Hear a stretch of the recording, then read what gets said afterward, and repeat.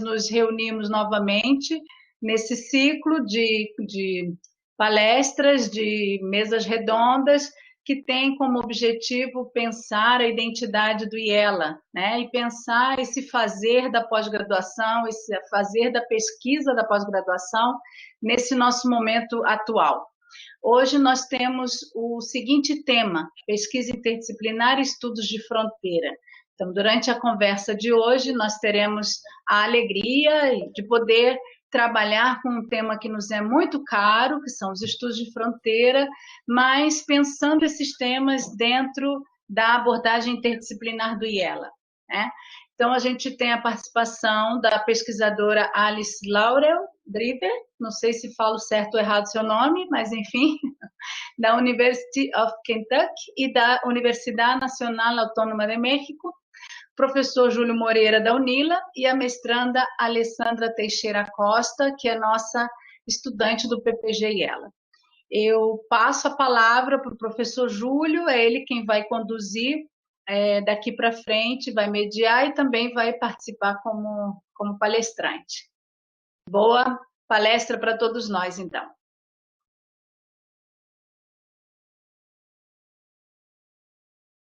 Ok, me escutam, né? Boa noite, obrigado, Diana, por essa introdução. Quero, antes de tudo, agradecer a Alice e a Alessandra também por estarem aí presentes. E o Newton aí no apoio também. E todos que estão aí chegando para participar desse seminário, desse debate que a pós-graduação interdisciplinar em estudos latino-americanos da UNILA está promovendo.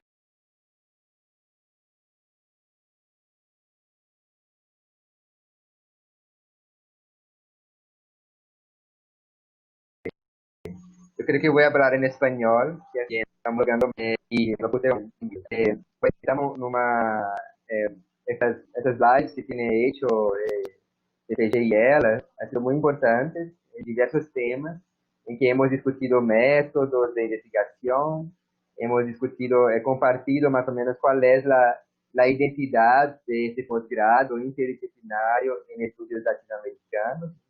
Este posgrado tiene 3 líneas de investigación. Una de ellas está dedicada a las fronteras, no solo a las fronteras nacionales, las fronteras simbólicas, las fronteras culturales, como pensando las fronteras diásporas y las mediaciones. Entonces, son varios colegas quienes son parte también de esta línea de investigación y pues ahora vamos a proponer esa discusión sobre cómo hacer una investigación, una pesquisa interdisciplinar dentro de los llamados estudios fronterizos, estudios de frontera, border studies, como un campo de estudios muy amplio y vamos a compartir experiencias de diferentes lugares de los que hemos hecho investigación con esa base interdisciplinaria, ¿no? Se espera que al final tengamos una definición más apurada también de qué sentido lo damos a la interdisciplinaridad. Entonces, con eso creo que vamos a ganar mucho con esta discusión de hoy. Yo primero voy a presentarles a Alice Driver, que es una invitada, ¿no? que viene desde la Ciudad de México. Creo que ahora no sé si está en Reynosa, pero está ahí viajando por muchos lugares, haciendo sus trabajos de investigación académica, de escrita, de periodismo. Y quien es doctora en estudios hispánicos en la Universidad de Kentucky y hizo su postdoctorado en el Centro de Investigaciones sobre América del Norte de la UNAM en México, en donde nos encontramos ahí entre 2012 y 2013. Y le agradezco mucho ahí por esa invitación. Y lo que yo quería nada más pasarle la palabra, con que yo quería hacerte dos pedidos, ¿no? O algunas preguntas así para invitar, así ya que te vas a presentar, ¿no? Pues, ¿dónde estás, no? Y ¿dónde estás basada? Eh, ¿qué trabajos has hecho recién? Trabajos más actuales. Y después hablar, ¿no? ¿Escucha? ¿Sí? Y después del trabajo que hiciste en la frontera de México-Estados Unidos, especialmente ese de Ciudad Juárez, pero otros lugares en los que estuviste también en la frontera México-Estados Unidos. Entonces, después de eso, también vamos a escuchar a Alessandra y después vamos a hacer las preguntas, la discusión. Así que muy bienvenida, Alice, y tienes la palabra. Muchas gracias por tu presencia.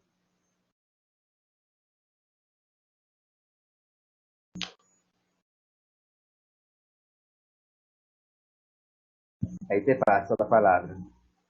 No puedo, no me deja, creo que alguien ahí tiene que dejarme hablar.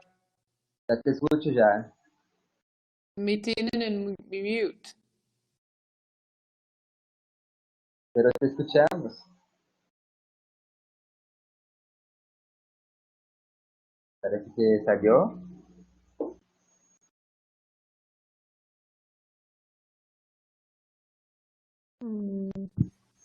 Sí, volvió. It's not letting me talk. Yeah, I can see you. You are here. I can hear your voice. You can hear me? Yeah, I just can't Okay. see your camera. I don't know what's.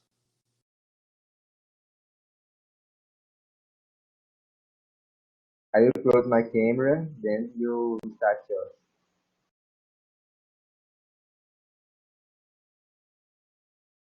Okay, there we go. ¿Ustedes me pueden escuchar?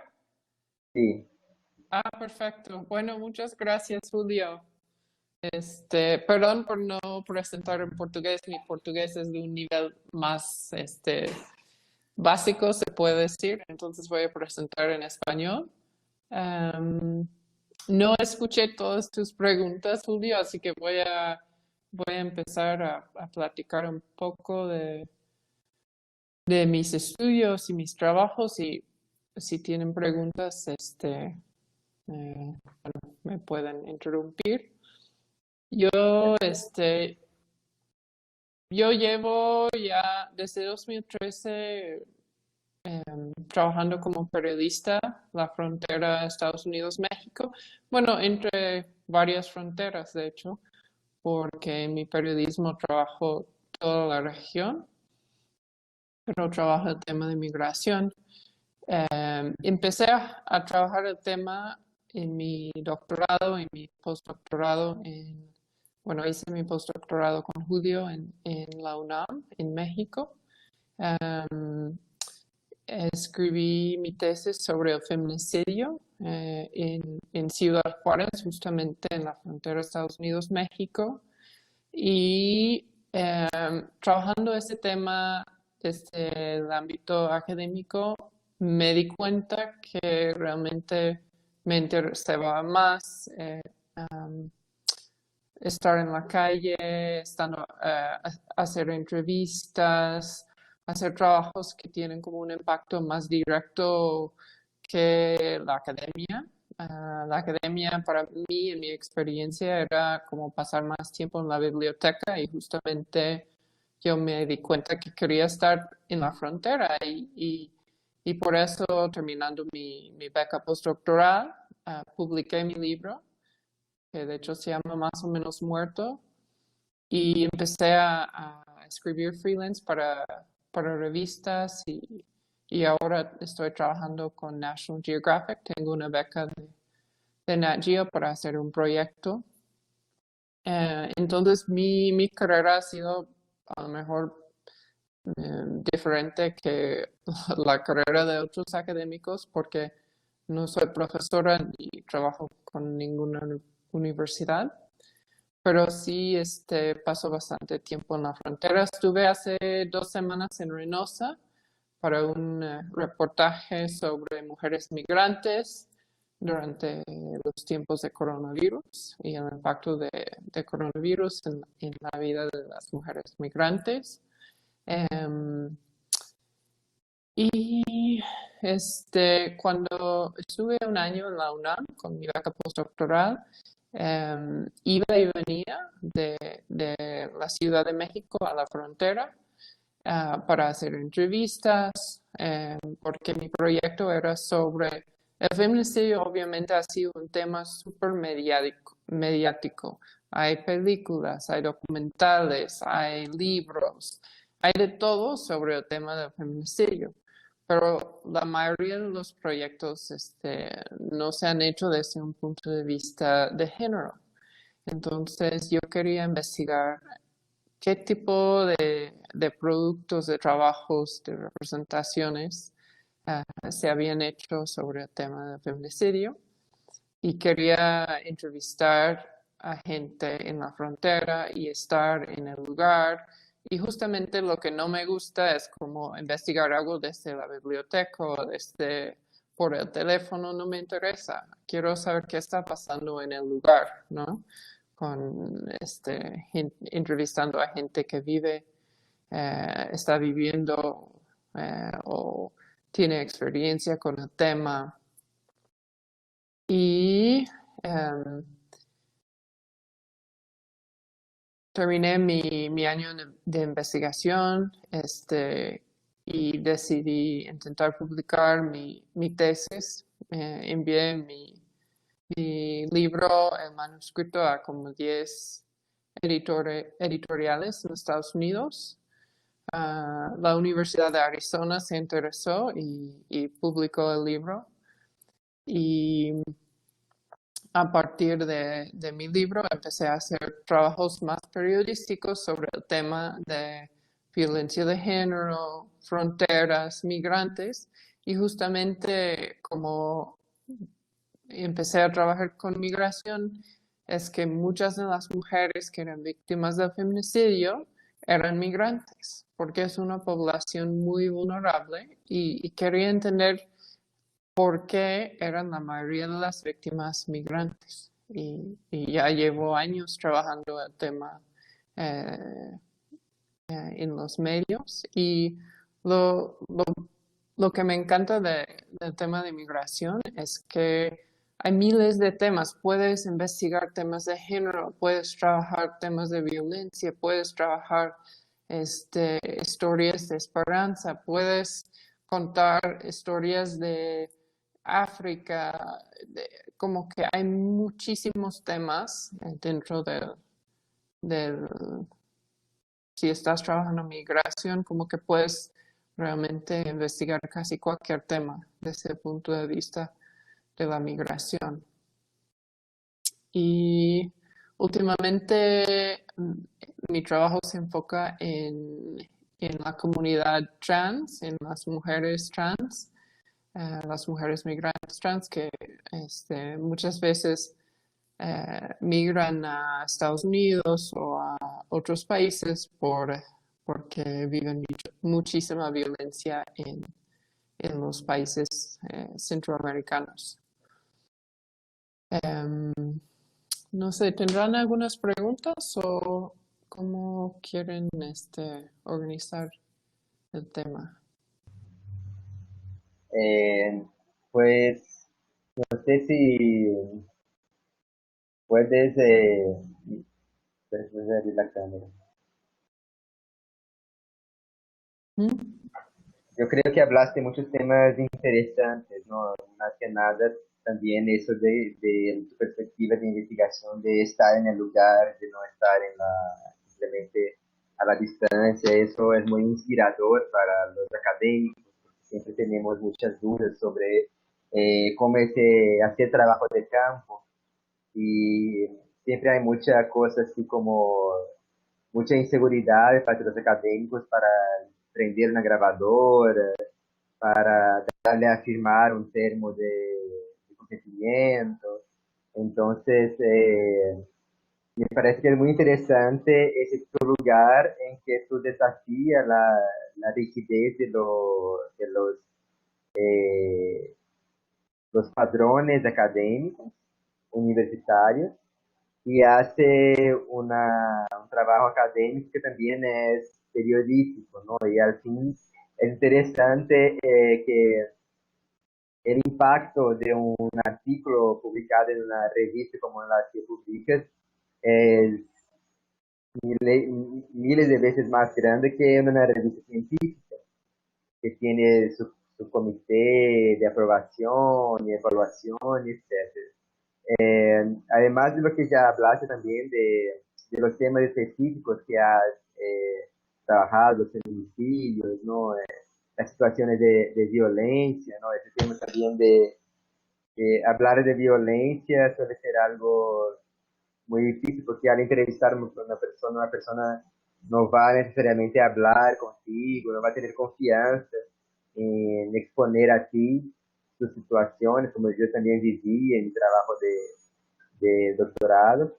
Pero quizás antes de pasar la palabra, podríamos explorar un poco más este tema de cómo ha sido, por ejemplo, que te invitaron para este trabajo en Reynosa, para que es tu trabajo más reciente, ¿no? Yo he visto fotos que has publicado, eh, de la gente, cómo come la gente, cómo vive, y más que nada también, nadie está saliendo con la pandemia, ¿no? Todos están así como con mucho resguardarse, y tú durante la pandemia te echas al norte de México para hacer un trabajo académico justo en el lugar, justo en el desplazamiento, ¿no? Y nos pone a cuestionar también qué tanto nosotros nos limitamos nuestras propias actividades con estas cuestiones de formales o los miedos y todo eso. Quizás responder un poco cómo tú puedes lidiar con los miedos, con los desafíos de salir acá. Cuando yo empecé a trabajar el tema del feminicidio, bueno, siempre me han interesado temas de género e igualdad. Y en mi doctorado yo vi un documental por Lourdes Portillo sobre el feminicidio y quería investigar más, justamente quería entender más sobre por qué estaba pasando ese tipo de violencia a las mujeres. Y la otra cosa que noté es que muchos de los proyectos en ese momento, como en 2010, 2011, eran proyectos documentales, libros producidos, escritos por hombres, muchas veces como sin un enfoque de género realmente desde mi punto de vista. Y yo quería irme a Juárez, conocer a la gente, y no era fácil porque cuando el año que conseguí la beca postdoctoral, 2012, Ciudad Juárez era la ciudad más violenta del mundo. Entonces yo tenía que pensar también sobre temas de seguridad, cómo iba a organizar todo, a quién quería entrevistar. Y lo bueno es que poco a poco iba conociendo a personas, a fotógrafos, a cineastas, escritores allá en Ciudad Juárez que me orientaron y yo creo que puedes, obvio tienes que, cuando estás trabajando temas difíciles, tienes que mostrar tu compromiso. Y desde mi punto de vista, en mi proyecto, mi compromiso era estar allí. Yo voy a estar en Juárez, voy a estar en la calle, voy a hacer entrevistas, me vas a ver, me vas a conocer. No voy a estar en la biblioteca como 20 horas llamándote por teléfono. Yo creo que para mí los mejores trabajos son trabajos que sí te cuestan y tienes que ir y ver y estar y convivir con la gente. Y así es como empecé a hacer mi proyecto.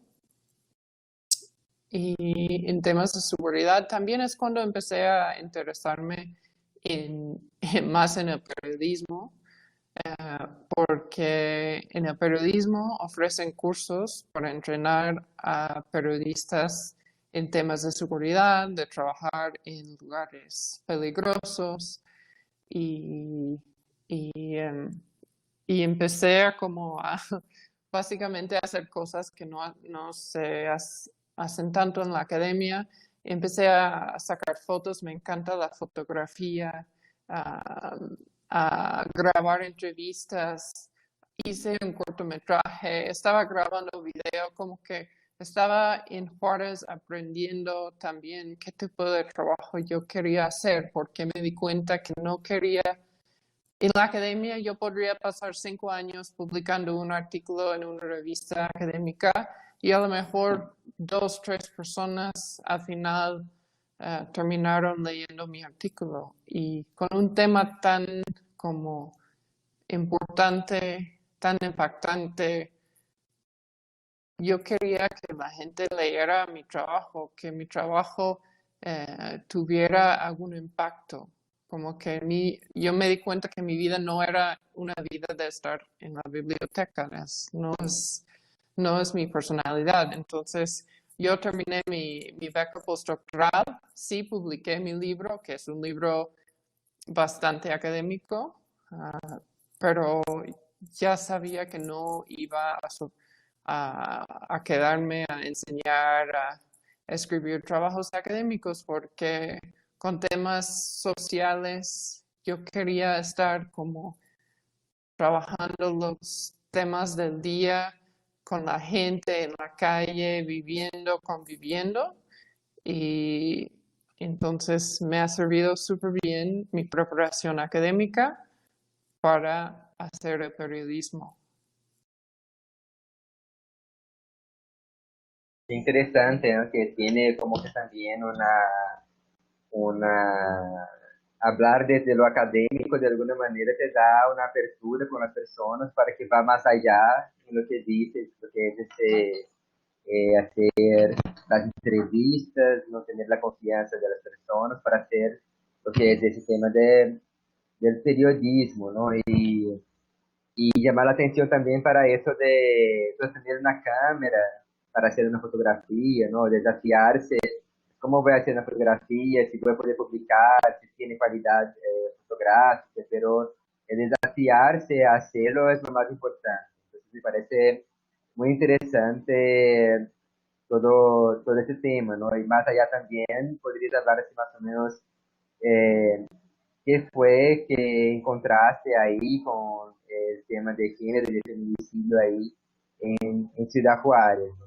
Mm. Antes, también hay una pregunta, ¿no? Que hace José, que dice sobre, a veces uno quiere hacer esas cosas y encuentra con conflictos desde las propias instituciones académicas, con el tutor que no le da un permiso, con el fulano que no firmó su papel, eso que se ha dicho como conflictos burocráticos, he llamado así, ¿no? Que imagina que desde México, él menciona que hacer investigaciones complejas pues se presentan mil conflictos burocráticos enormes desde México. Entonces, Uh-huh. mientras vamos siguiendo con las conversaciones, podrías hablar sobre ese tema y también sobre ese tema de lo que fue que encontraste ahí en relación a los feminicidios en Juárez.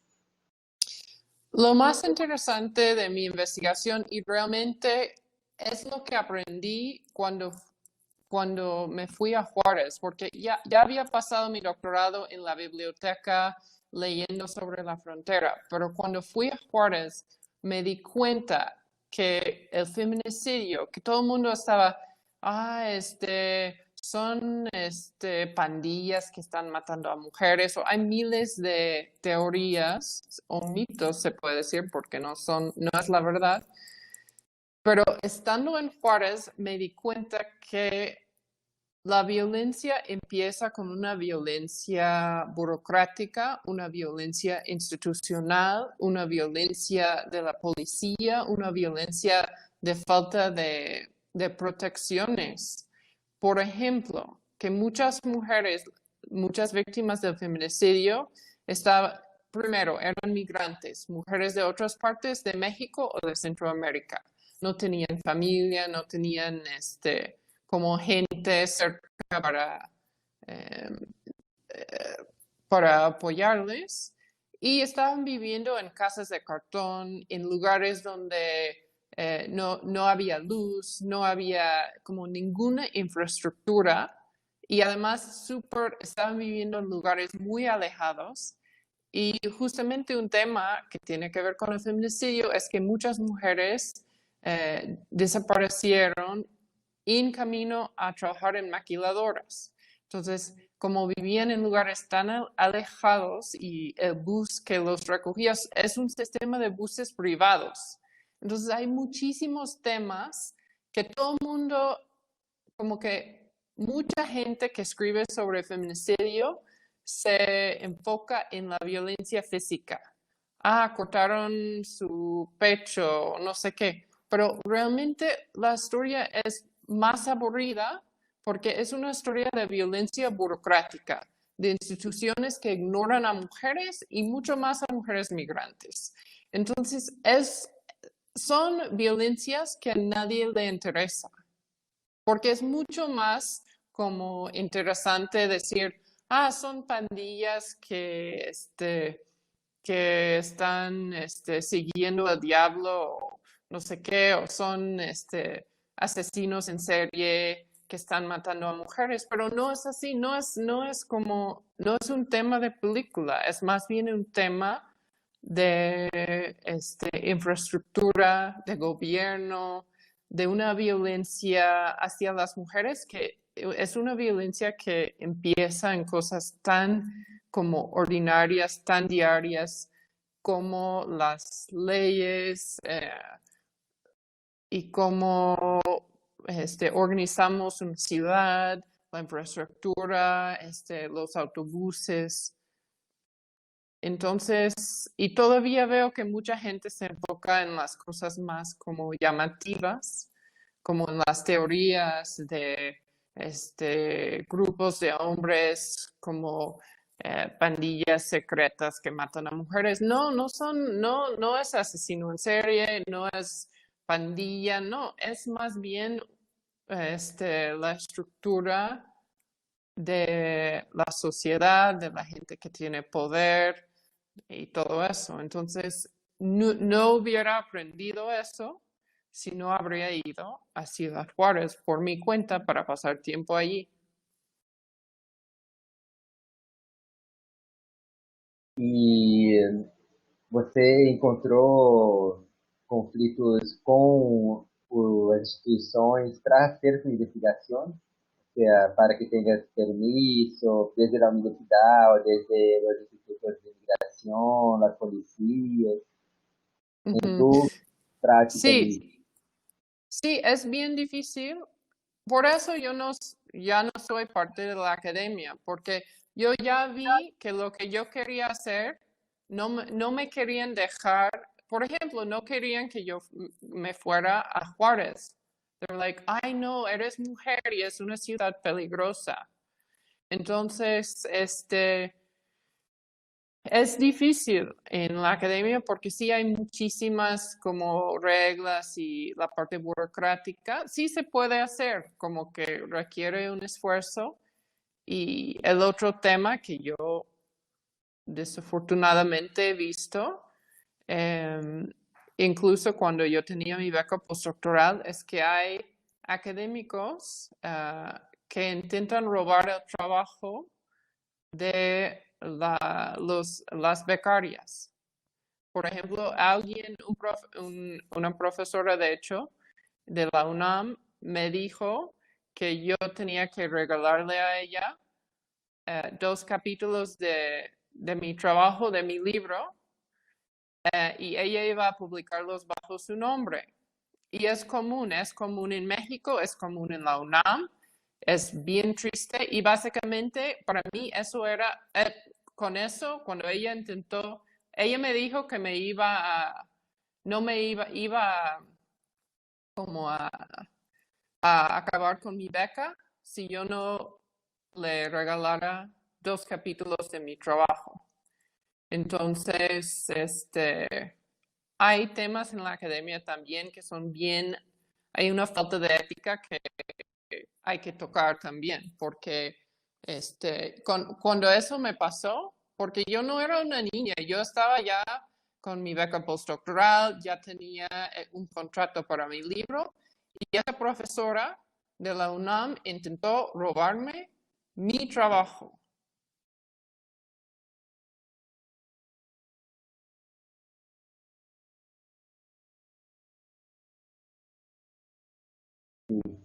Es muy serio, de hecho. Eh, pues hay una pregunta de la profesora Diana que dice, creo que podemos construir las dos preguntas juntos, ¿no? Julián pregunta, a partir de su experiencia desde la academia y el periodismo, pero particularmente vivenciando las prácticas fronterizas, ¿cómo define la frontera México-Estados Unidos? Después la profesora pregunta, cada frontera tiene sus características y especificidades. ¿Qué otros temas de investigación pueden surgir más focados en lo cultural? Entonces, una pregunta sobre cómo podrías tú definir la frontera México-Estados Unidos. Y lo otro es qué temas de investigación en términos culturales se puede sacar de los estudios de frontera. ¿Qué tema de investigación se puede... Pueden surgir más en el tema de cultural, de estudios culturales, cuando hablamos de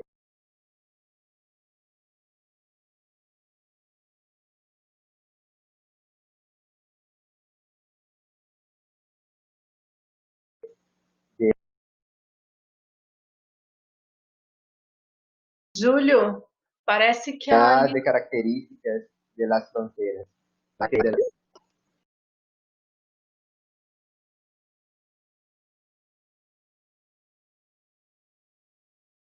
Ela está aqui.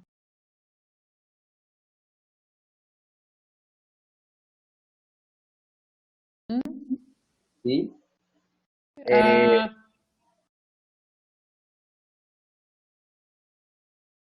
Creo que solo escuché parte de la pregunta. Creo que una de las preguntas es cuáles temas podría sugerir ahora sobre la frontera, sobre temas de investigación. Sí.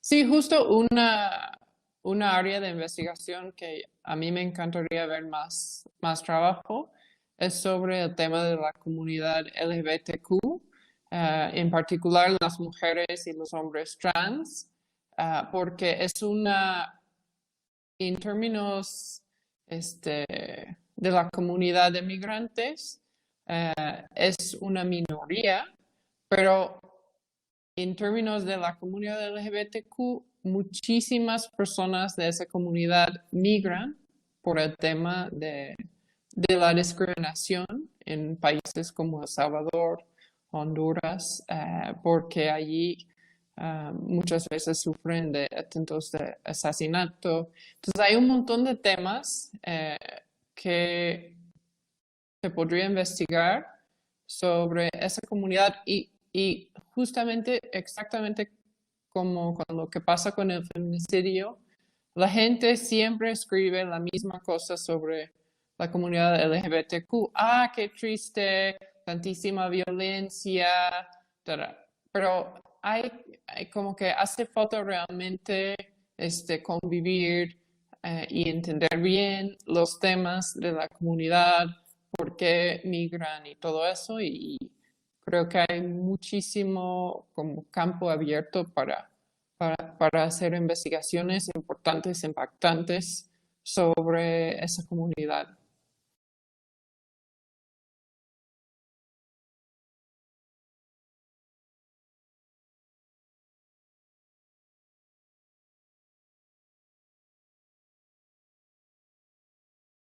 La otra pregunta es, ¿cómo a partir de las prácticas fronterizas, cómo define la frontera México-Estados Unidos? ¿Cómo definir? La frontera México-Estados Unidos. Ah, ¿cómo está ahora la relación o cómo está la frontera ahora?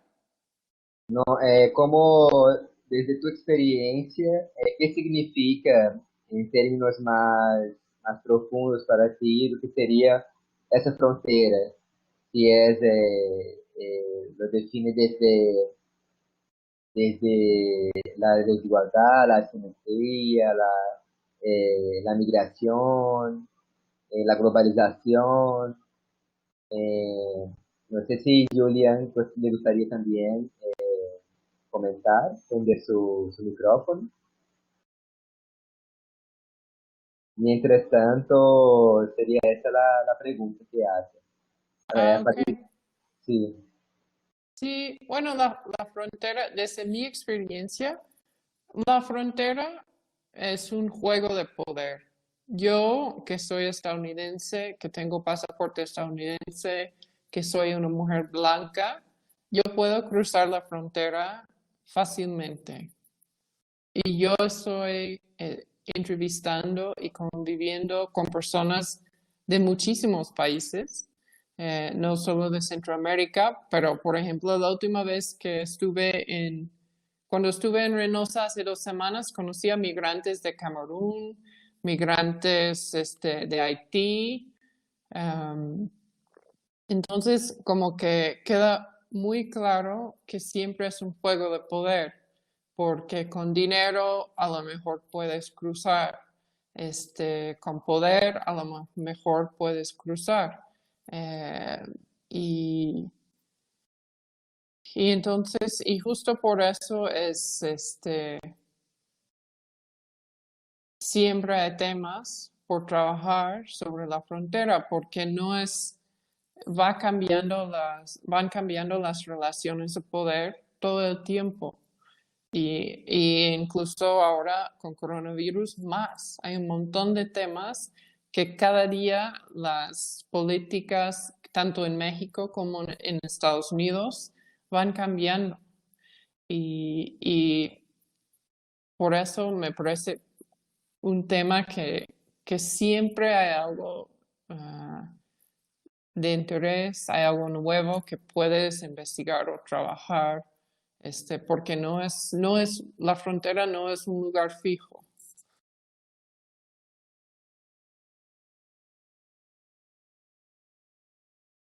exactamente.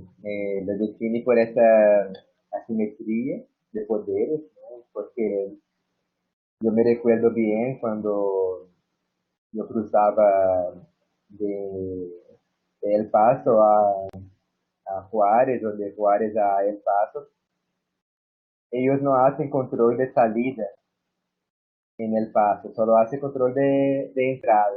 Y para salir pasaba directo.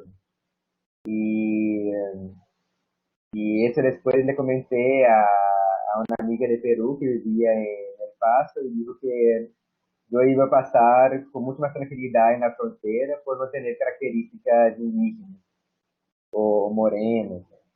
Entonces, todo eso es muy interesante, es muy marcante, como en los aeropuertos también, ¿no? Desde que esta cosa del 11 de septiembre y el terrorismo y todo eso, como nosotros vemos quiénes son las personas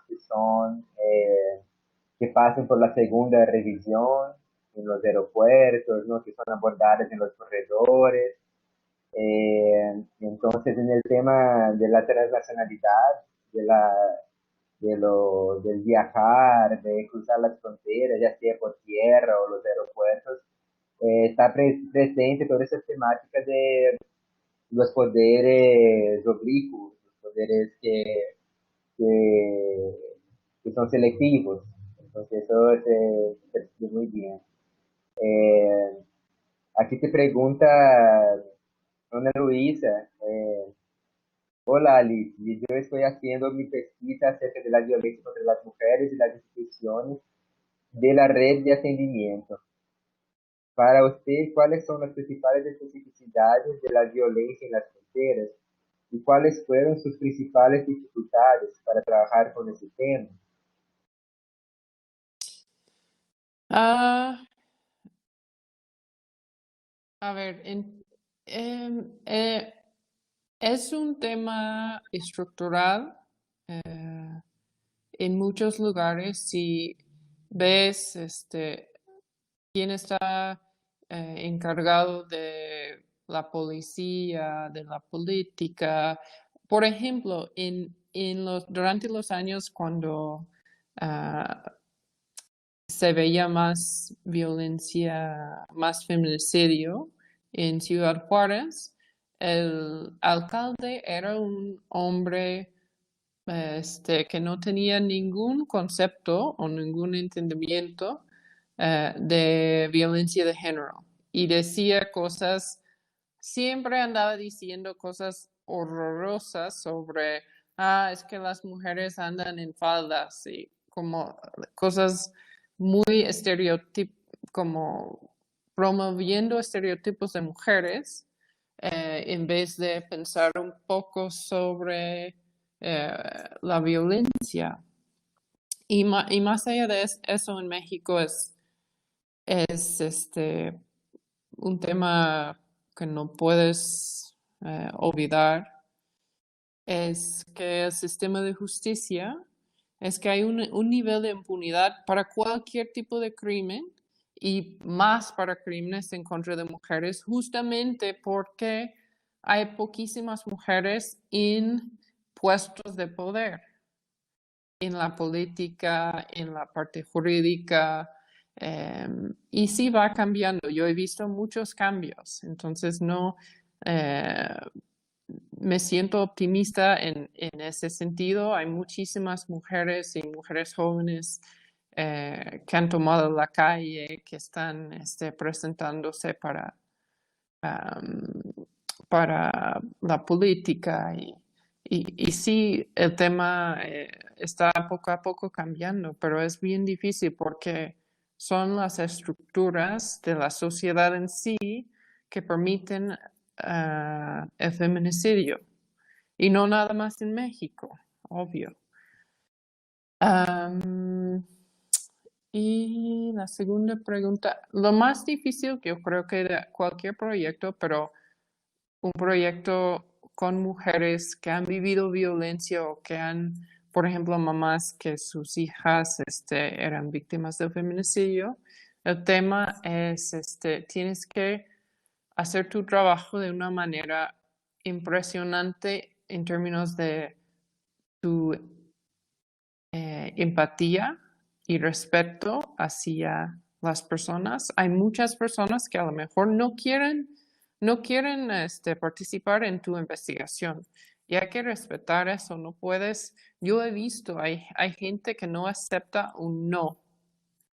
Y como investigador o investigadora, tienes que respetar a la gente y buscar a la gente que sí quiere participar y contar su historia y no molestar a la gente que no quiere, porque obvio las mamás que sus hijas eran víctimas de feminicidio han recibido ahora miles de entrevistas, de pedidos, de todo, y algunas mamás se cansan y está bien, se entiende, ¿no? Porque qué difícil que tu vida se convierta en algo que solo es como contar la violencia que le pasó a tu hija.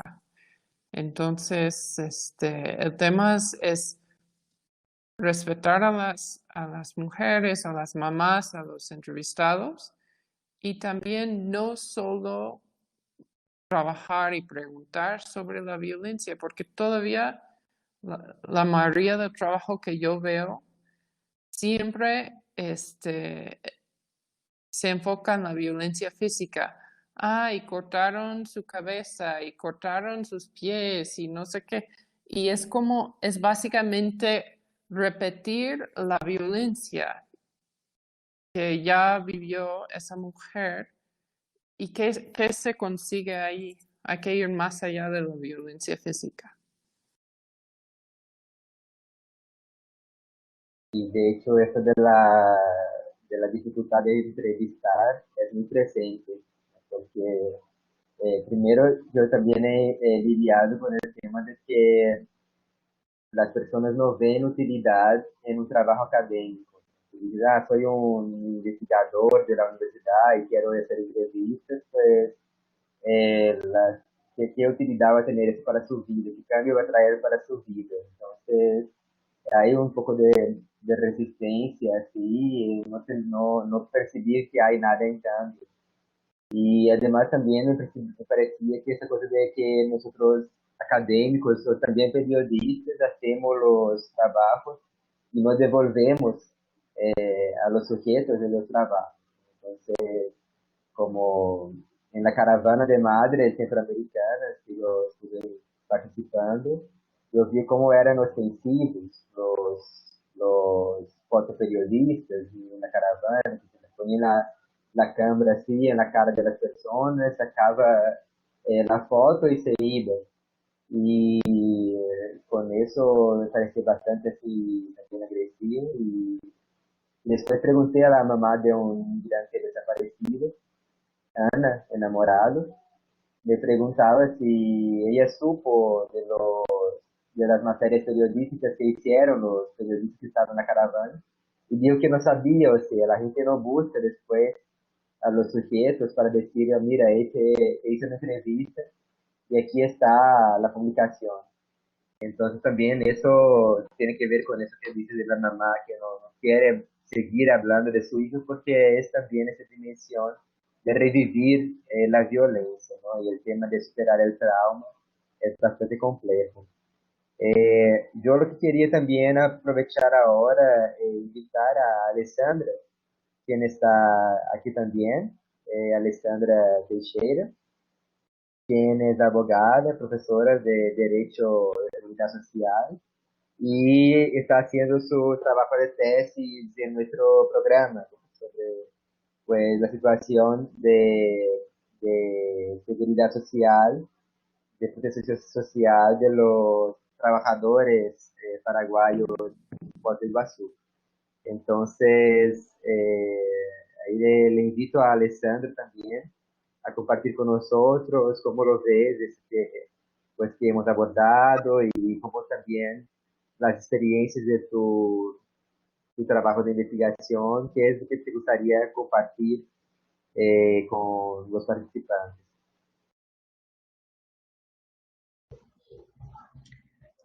Boa noite a todos. Se puderem, por gentileza, me confirmar se estão me vendo, se estão me ouvindo bem, eu agradeço. E para aqueles que ainda não... Ok. Obrigada, professor. Para aqueles que ainda não me conhecem, meu nome é Alessandra, eu sou discente da turma de 2019 do IELA, e o tema da minha dissertação é os aspectos sociais e previdenciários da presença de paraguaios em Foz do Iguaçu. E a intenção da minha fala hoje nesse encontro é trazer duas questões específicas para compartilhar com vocês. No primeiro momento, o desafio que foi elaborar uma dissertação interdisciplinar, tendo em vista que a minha formação é uma formação muito disciplinar, né? A minha graduação é em Direito, na sequência eu cursei 2 pós-graduações em Direito Previdenciário, também pós-graduações muito disciplinares. A minha atuação na advocacia e na docência hoje é nessa mesma área de direito previdenciário também. Então, eu venho de uma realidade de estudos muito fechados, de objetivos, como são os estudos jurídicos hoje. E quando eu escrevo a primeira versão do meu projeto de pesquisa, até para ingressar no mestrado, hoje eu tenho essa consciência que, na época, ele era um projeto muito disciplinar, né? Ele já tinha aí um grande objetivo de trabalhar as questões previdenciárias envolvendo os trabalhadores paraguaios aqui em Foz do Iguaçu, mas ele se limitava justamente a trabalhar essas questões legais e jurídicas. Logo na primeira conversa que eu tive com o professor Júlio, né, que é o meu orientador, eu verifiquei que justamente por estar em um mestrado interdisciplinar e também em razão da problemática que eu estava trabalhando, né? Seria uma problemática que tinha a necessidade de ter um olhar também interdisciplinar, que eu reformulo totalmente esse projeto de pesquisa e alcanço justamente o que eu tenho hoje, né? Nesse momento, eu já passei pela banca de qualificação, estou finalizando a escrita da dissertação, e posso falar que hoje sim eu tenho um trabalho interdisciplinar. Em que sentido, então, né? Claro que a análise legal e jurídica das questões previdenciárias envolvendo essa relação entre o trabalhador paraguaio e o INSS, ela se mantém, até pela necessidade de trazer todas as regulamentações nacionais e internacionais que nós temos hoje sobre o tema. Mas, além disso, eu também trabalho hoje com todas as questões sociais que decorrem dessa relação previdenciária, né? E eu chego nessa análise social e jurídica partindo do pressuposto que o benefício previdenciário, que é justamente o que é concedido para aquele segurado do INSS, ele é justamente interdisciplinar, porque o benefício previdenciário, ele é sim um valor, ele é um valor em dinheiro entregue para o segurado quando esse passa por algum dos fatos geradores que incidem justamente a concessão de benefício, que são fatos comuns da vida de todos os seres humanos, que vão desde a maternidade, a incapacidade, a idade avançada, a viuvez. E, então, de um lado, ele é um valor financeiro que vem substituir a renda daquele trabalhador. Mas, de outro lado, ele é também uma proteção social. Ele é uma proteção social que surge para a criação do vínculo entre mãe e filho quando se tem um parto ou uma adoção, para garantir o período de amamentação. Ele é uma proteção para aquele que está incapaz, que está passando por um tratamento de saúde, ter a tranquilidade do repouso e da não necessidade de buscar a manutenção da sua sobrevivência de outra forma. Então, o benefício em si, ele tem essa dualidade, né? Ele é tanto um pagamento como também uma proteção social. E a problemática que eu trabalho aqui em Foz é justamente o fato de que, infelizmente, a informalidade no trabalho, ela é muito comum em relação aos paraguaios. Tanto paraguaios que são empregados, como paraguaios que são autônomos. Nós temos, na sua maioria, e eu posso constatar isso hoje, né, após a realização da pesquisa de campo, que, em sua maioria, eles são informais, ou seja, eles não realizam contribuição previdenciária ao INSS. Por óbvio que, sob um olhar jurídico, a primeira situação que a gente tem é de uma sonegação fiscal, né? O INSS, ele é um tributo que tem que ser pago no Brasil por todos aqueles que geram renda. Mas, ultrapassando totalmente essa linha do jurídico e do legal, nós temos uma problemática social muito grande. Porque nós temos trabalhadores que ou não contribuem com o INSS porque tem um vínculo empregatício sonegado, a empresa em que prestam serviço não registrou sua carteira de trabalho, ou porque eles são autônomos e não realizam a sua contribuição na modalidade contribuinte individual, ou porque não sabem que devem fazer isso, ou como devem fazer isso, ou simplesmente porque não acreditam que aquele valor de R$50 ou R$100 por mês vai te trazer uma proteção e vai lhe ser útil, né, em um momento. Então, o grande problema que eu trabalho hoje é justamente essa situação, né, dessa informalidade no trabalho, que vai refletir lá na frente, no momento do acontecimento desse fato gerador, em uma ausência dessa proteção social. Além disso, né, além desse desafio que foi esse primeiro olhar de como alguém que tem toda uma formação disciplinar conseguir escrever um trabalho e pensar principalmente um trabalho que não falasse única e exclusivamente de direito, eu também quero dividir com vocês a minha experiência em relação à pesquisa de campo que eu realizei, né? Então, para se coletar esses dados e conhecer a realidade dessas pessoas, eu realizei entrevistas, né? As entrevistas foram realizadas com um grupo de 30 paraguaios e hoje eu já tenho todas essas entrevistas concluídas, até o que me permite também ter essa confirmação da minha hipótese, enfim, já analisar esses dados. E o que eu quero comentar com vocês é o fato da importância de eu participar, antes até de iniciar no mestrado, em uma rede de apoio a migrantes. As pessoas que acreditam até que aqui eu tenho alguns colegas que trabalham também com migrantes e com entrevistas, e podem até relatar depois as suas experiências para nós, no sentido da dificuldade de se estabelecer essa relação de confiança entre entrevistador e entrevistado, principalmente porque são pessoas, já como até dito pela Alice, né, anteriormente, que são pessoas vulneráveis, né, são pessoas que já passam por situações sociais muito complexas.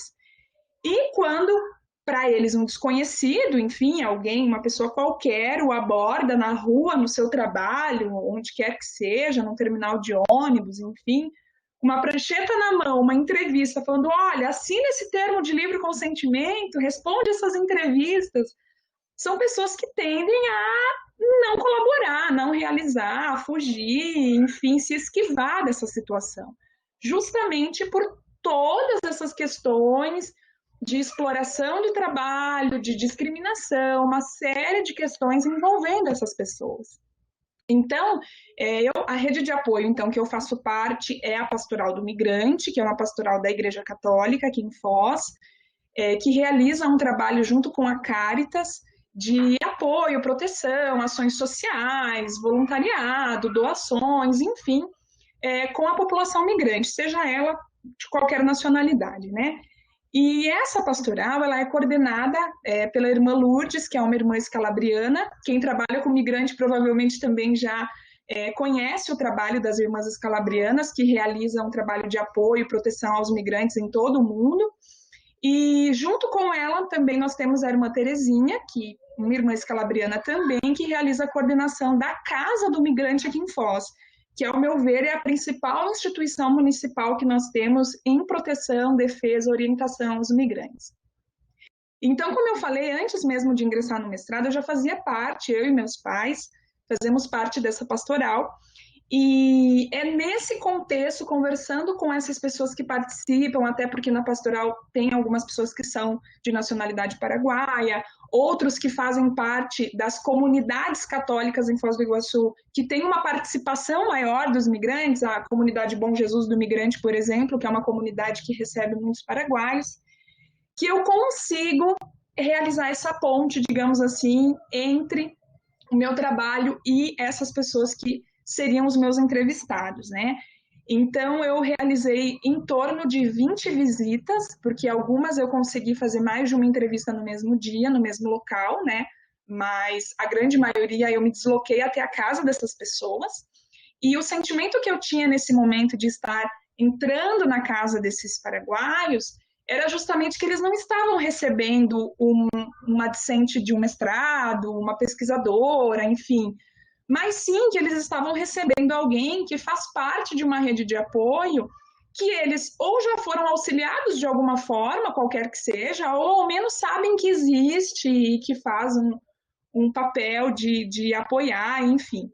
E, inclusive, um evento que a Pastoral realiza anualmente, que mobiliza muitos paraguaios, é a peregrinação de Nossa Senhora de Cacupé, né, que todo dezembro vem do Paraguai aqui para Foz do Iguaçu, e nós passamos em todas as paróquias da comunidade com essa imagem, né? E isso mobiliza muito essas pessoas. Então, de uma forma ou de outra, eles sabiam que eu fazia parte da pastoral e que eles estavam recebendo, então, essa pessoa.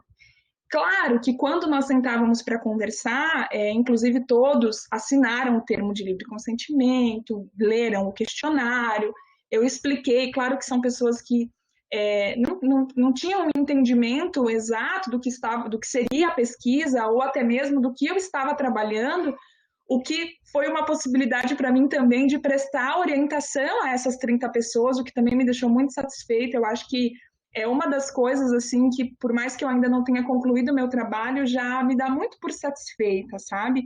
De nessas 30 conversas poder ter orientado e conscientizado essas pessoas de alguma forma.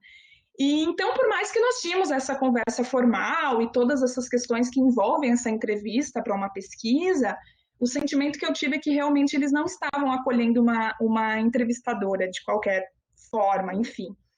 E mesmo assim, né, o ponto que eu quero chegar é que são pessoas que, pelo menos as 30 que eu tive contato, não falam muito abertamente ou não falam de forma natural sobre as questões que essas pessoas passam em relação ao seu ambiente de trabalho, né? E essa questão é uma questão que me trouxe uma primeira dificuldade nesse processo de pesquisa, que foi o fato de que eu, junto com o professor Júlio, tínhamos o intuito de apresentar para essas pessoas um questionário semi-estruturado e fazer com que elas relatassem as suas histórias de vida, as suas experiências dentro desse ambiente laborativo e também as suas experiências enquanto pessoas que eventualmente precisaram desse benefício previdenciário não receberam. E como isso impactou a vida delas. Então, no início, nós tínhamos essa esperança, enfim, de que eu conseguisse reunir mais relatos, mais histórias.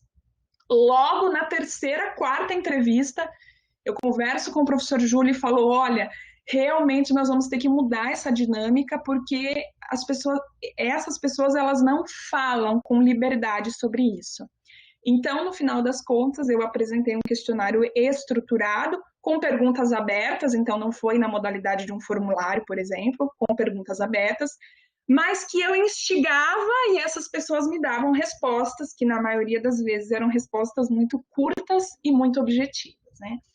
E, como eu disse, conversando com colegas que também fizeram entrevistas com paraguaios, eu cheguei na conclusão de que isso é muito comum, essa dificuldade da gente ter acesso a essas histórias e a esses relatos.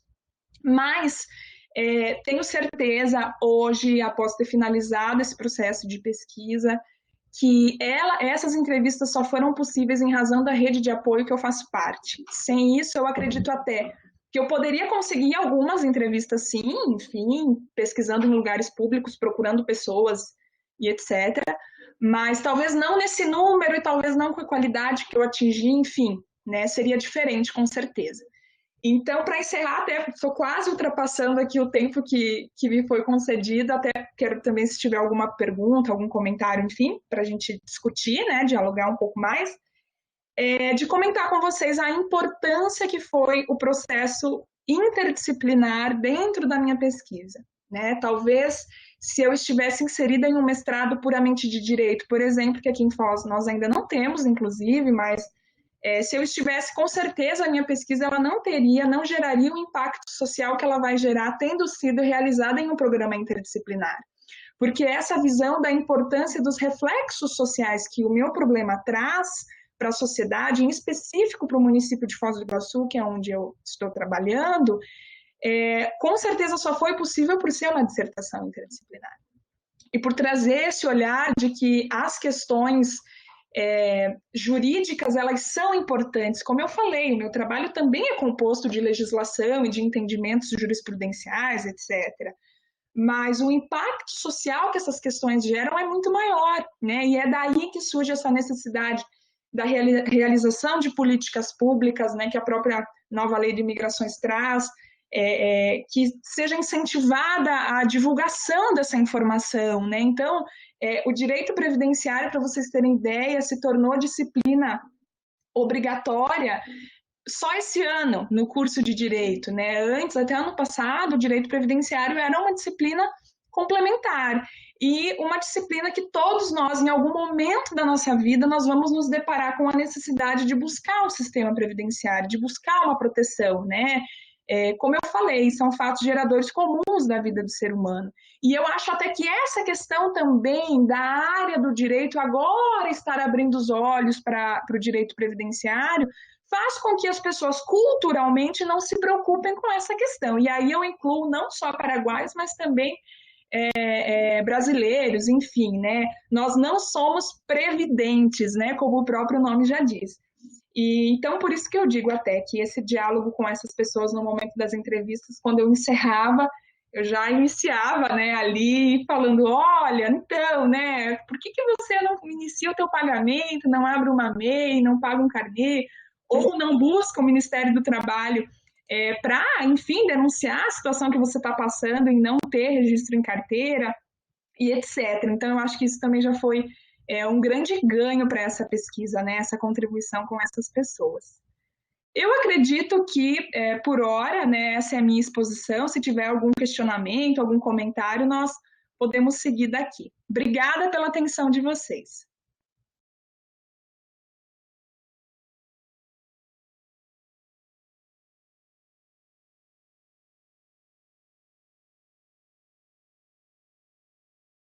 Obrigado, Alessandra. Que legal você compartilhar as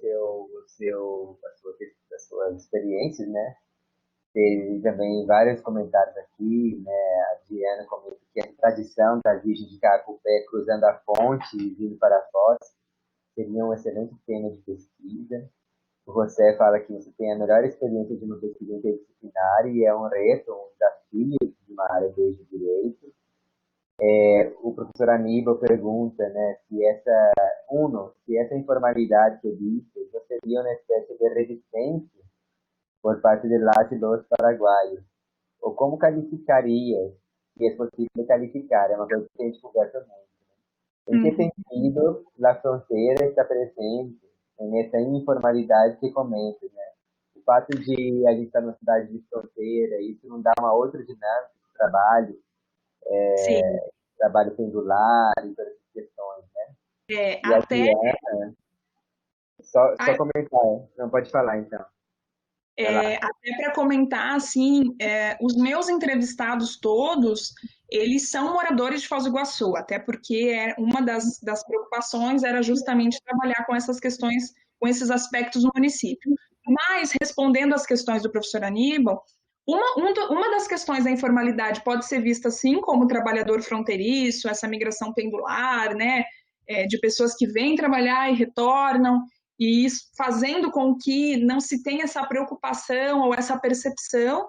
E a questão da resistência, eu vejo, professor, que pelas conversas que eu tive com essas pessoas, eu senti que é muito cultural também do fato de não ter essa preocupação futura e pensar que, bom, ao invés de gastar, né, esses R$ 50 com o INSS, R$ 100 com o INSS, ou exigir o registro em carteira, que faria com que eu também sofresse uma diminuição de salário, ao passo que o empregador precisa repassar um percentual a título de tributos, não compensa. É melhor eu ficar com esse dinheiro hoje, utilizar esse dinheiro hoje, do que eu estar pagando esses impostos e investindo isso em algo que eu particularmente não entendo no que eu vou poder utilizar. Só que da mesma forma, professor, são pessoas que me relatavam, principalmente as mulheres, a maioria das mulheres passaram por situação de ter tido filhos aqui em Foz, já enquanto trabalhadoras, né? E não terem recebido salário maternidade. E quando eu comentava, olha, você sabia que se na época você estivesse com o registro em carteira ou estivesse contribuindo com o INSS como autônoma, você poderia ter recebido 4 meses de benefício e tal. Elas ficam muito surpresas. Então, o que me parece também que eu não consigo concluir que seria uma resistência, professor, por esse motivo, porque eu sinto que muitos não sabem a importância ou ao menos o que isso pode gerar. Então, quando eu comentava, olha, naquele período que você está me relatando que ficou doente, sabia que você poderia ter recebido um benefício e não precisaria ter trabalhado doente? As pessoas ficavam muito surpresas, assim.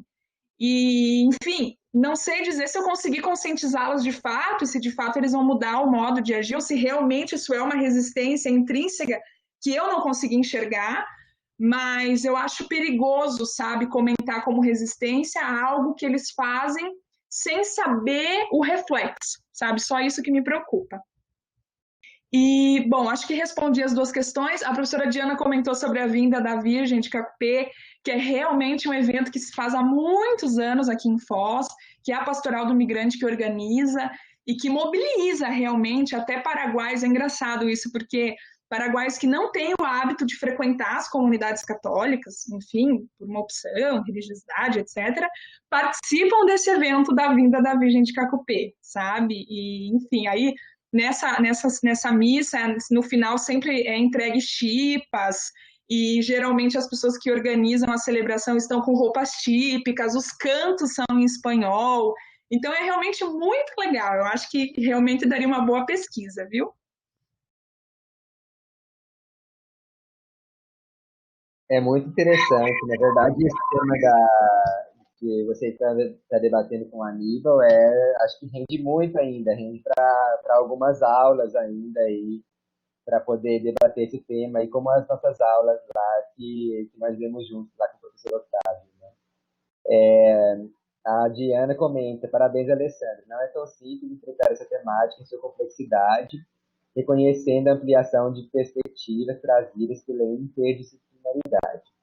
Agora, nós temos 10 minutos para terminar o nosso horário da nossa live, né? E eu queria só propor, assim, se alguém tiver algum comentário, não só pergunta, mas alguma coisa para agregar, né? A gente fazer um fechamento aqui com a Alessandra e com a Alice. A Alice que, se quiser comentar mais alguma coisa sobre o que a gente debateu aqui, sobre essa realidade dessa nossa fronteira, que é a fronteira Brasil, Paraguai e Argentina.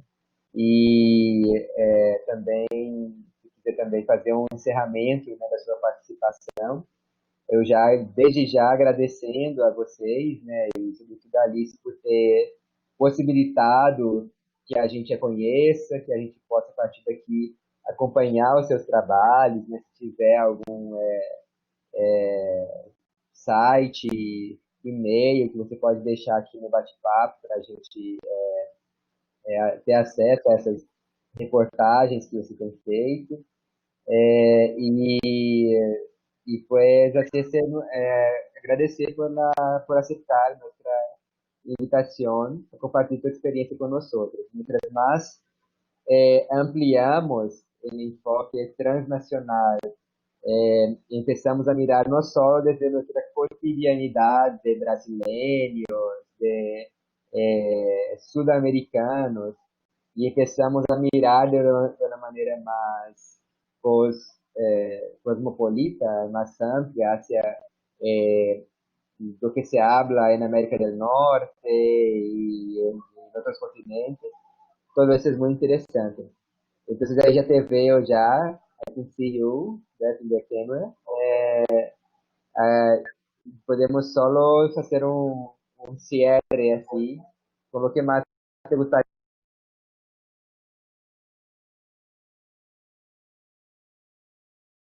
comentar ahí con nosotros, que podría dejar de contribución más para.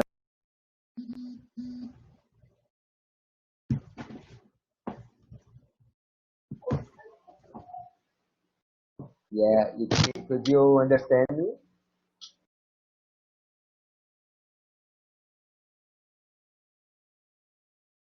You can see your microphone. Yeah, yes, okay.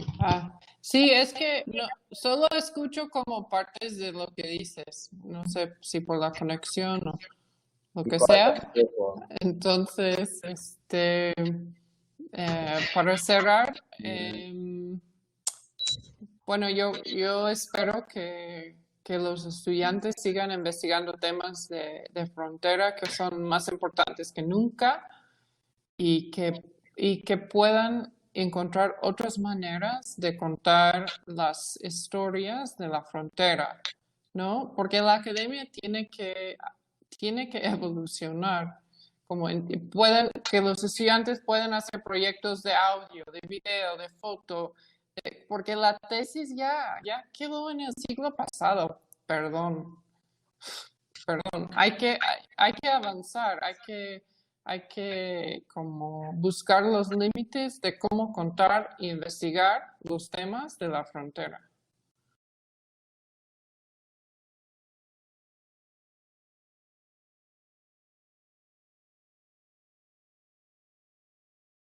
Muy bueno, muy bien. Si alguien más quería entrar con audio, hacer algún comentario. Yo lo que más pienso también en esta participación de Alice es traernos de esa cuestión metodológica, de tener la libertad y la flexibilidad de usar los medios para contribuir con lo que es la pesquisa. Y eso puede contar también como un producto de trabajo de investigación. Que tengamos también algo que es tan básico, que es la escrita, ¿no?